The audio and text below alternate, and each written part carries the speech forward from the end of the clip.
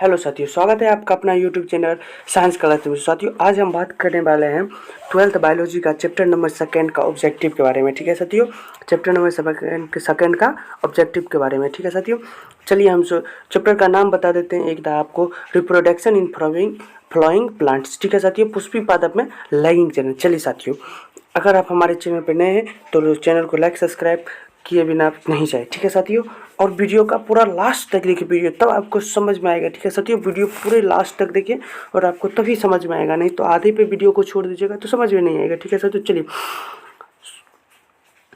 तो पहला क्वेश्चन है, पुष्पी पादप में किस प्रकार का जनन होता है? तो लैंगिक जनन होता है, ये सभी लोग जानते होंगे। पुष्पी पादप में लैंगिक जनन होता है। दूसरा क्वेश्चन है, पौधे कितने प्रकार के होते हैं? तो दो, क्रिप्टोगेमस और फेनरोगेमस। ठीक है साथियों, चलिए क्रिप्टोगेमस और फेनरोगेमस। ठीक है साथियों, चलिए अगला क्वेश्चन है, क्रिप्टोगेमस कितने प्रकार के होते हैं? तो तीन, थेराफाइट, बायोफाइट और टेरिडोफाइट। ठीक है साथियों, अगला क्वेश्चन है देखिए, फेनेरोगेमस कितने प्रकार के होते हैं? तो जो दो प्रकार के होते हैं। ठीक है साथियों, जिम्नोस्पर्म और एंजियोस्पर्म। ठीक है साथियों, चलिए अगला क्वेश्चन है, पुष्प क्या है? तो रूपांतरित प्रारोह है। पुष्प का अध्ययन क्या कहलाता है? तो एंथोलॉजी। ये मोस्ट वीवी है दोस्तों, ये वीवीआई क्वेश्चन है, इसको आप याद ही रखिएगा।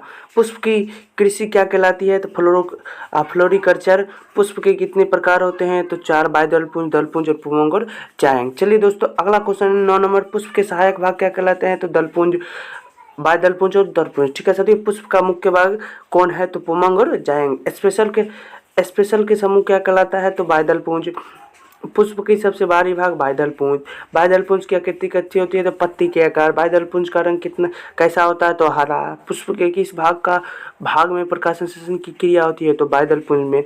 पुष्प की कली का अवस्था, चलिए दोस्तों, पुष्प की कली का अवस्था कौन सुरक्षा करता है? तो बाह्यदलपुंज। पेटल के समूह को क्या कहते हैं? दलपुंज। पुष्प का दूसरा नाम दलपुंज। पुष्प का रंगीन भाग दलपुंज। पुष्प का कौन सा भाग कीटों को आकर्षित करता है? तो दलपुंज। स्टेरम की समूह क्या क्या कहते हैं? तो पुमंग। चलिए दोस्तों, इसी प्रकार अगला हमारा क्वेश्चन है, पुष्प का तरीका। पुष्प का तीसरा भाग कौन है? तो पुमंग। पुष्प का नर भाग कौन है? तो पुमंग। ठीक है दोस्तों, चलिए इसी प्रकार अगला हमारा क्वेश्चन है, हमारा अगला क्वेश्चन है 24 नंबर, पुष्प के कितने भाग होते हैं? तो दो। पुष्प के कितने भाग होते हैं? तो दो, परागकोश और तंतु। ठीक है, अगला क्वेश्चन है, परागकोश का निर्माण किसके अंदर होता है? तो परागकोश के अंदर। सॉरी दोस्तों, परागकण का निर्माण किसके अंदर होता है? तो परागकोश के अंदर। ठीक है, चलिए कार्पेल के समूह को क्या कहते हैं? तो जायंग। पुष्प का चौथा नाम क्या है? तो जायंग। पुष्प का मादा भाग कौन है? तो जायंग। जायंग कितने प्रकार के होते हैं? तीन प्रकार के, वर्तिकाग्र और अंडाशय। ठीक है दोस्तों, जायंग के सबसे ऊपरी भाग वर्तिकाग्र। चलिए दोस्तों, इसी प्रकार का हमारा बोर्ड एग्जाम में ऑब्जेक्टिव टाइप का क्वेश्चन रहने वाला है। ठीक है दोस्तों, चलिए परागकण का अंकुरन कहाँ होता है? तो वर्तिकाग्र के अंदर। ठीक है दोस्तों, जायंग के सबसे निचली भाग को क्या कहते हैं? अंडाशय। अंडाशय और वर्तिकाग्र के बीच का भाग क्या करता है? वर्तिकाग्र। परागनली किससे होकर अंडाशय तक जाती है? वर्तिकाग्र से होकर। पुष्प के मादा जनन अंग अधिराही के भाग क्या कहलाती है? अंडाशय। अंडाशय के अंदर क्या पाया जाता है? तो बीजांड। फल का निर्माण कहाँ होता है? अंडाशय के अंदर। चलिए दोस्तों, इसी प्रकार का हमारा अगला क्वेश्चन है 38 नंबर, पुंकेसर की रचना कैसी होती है? तो परागकोश की तरह।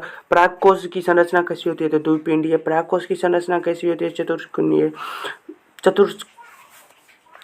ठीक है दोस्तों, चलिए अगला क्वेश्चन है हमारा, परागकोश को चारों कोनों पर क्या समाहित रहती है? तो लघु बीजाणु विकसित होकर क्या बनाती है? परागपोटी। चलिए इसी प्रकार का हमारा 43 नंबर क्वेश्चन है, परागकोश कितने प्रकार को परतों से घिरे होते हैं? तो चार, बाह्यत्वचा, अतिथिशियम, मध्य परत और टेपिटम। परागकोश की सबसे बाहरी परत को क्या कहते हैं? तो बाह्यत्वचा। बाह्यत्वचा की गुणिता क्या होती है? तो 2n। परागकोश की दूसरी परत को क्या कहते हैं? अस्थिथिशियम। अस्थिथिशियम की गुणिता क्या होती है? 2n। परागकोश की तीसरी परत को क्या कहते हैं? मध्य परत। इसकी गुणिता, मध्य परत की गुणिता क्या होती है? तो 2n। दोस्तों चलिए लास्ट और क्वेश्चन हम देखते हैं 50 नंबर, लास्ट क्वेश्चन है, इसके बाद हमारा कोई क्वेश्चन नहीं है दोस्तों। ठीक है, इसके बाद और हो सकता और है मेरे पास क्वेश्चन। ठीक है दोस्तों, वो मैं आपको जल्द से जल्द प्रोवाइड कर दूंगा। आप लोग हमारे यूट्यूब चैनल पे बने रहिएगा।